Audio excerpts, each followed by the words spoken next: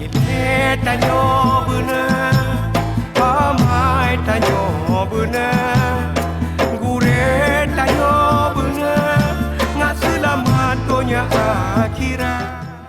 Ada anak sekolah tuh, anak sekolah SMP buru-buru mau pergi ujian,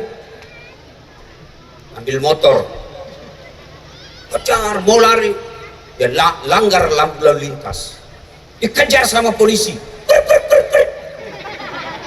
Kau melanggar, kau tidak lihat ini rambu-rambu? Saya lihat pak. Kenapa kau langgar? Saya tidak lihat apa-apa. Nah ini beleng-beleng ini. Tahu beleng-beleng ibu? Dongo. Tahu dongo? Ah, beleng-beleng. Nah ini, jangan kau takut sama polisi, tapi takutlah sama aturan. Ya. Nah dikejar, tabrakan, bah, ah, bisa kamu mati. Apalagi kalau kamu dalam keadaan teler, matilah kamu dalam keadaan mati kafir. Kenapa? Ada khamar dalam perutmu. Makanya tiap Jumat Allah ingatkan, wala tamutunna illa wa antum muslimun.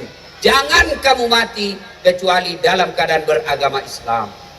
Siapa lagi yang bisa mati dalam keadaan kafir? Siapa?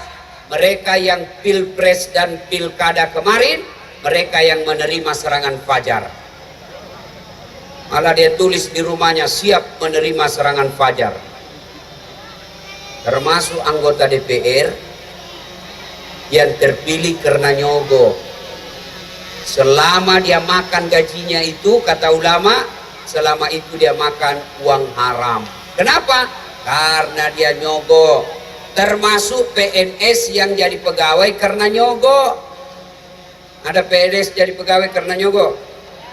Nah selama dia terima gajinya itu sampai gaji pensiunnya, dia makan uang haram. Makanya Allah ingatkan setiap Jumat, wala tamutunna illa wa antum muslimun.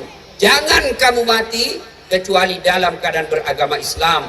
Dan yang bisa menyebabkan kita mati dalam keadaan kafir, salah satu diantaranya selalu dan suka memakan makanan haram.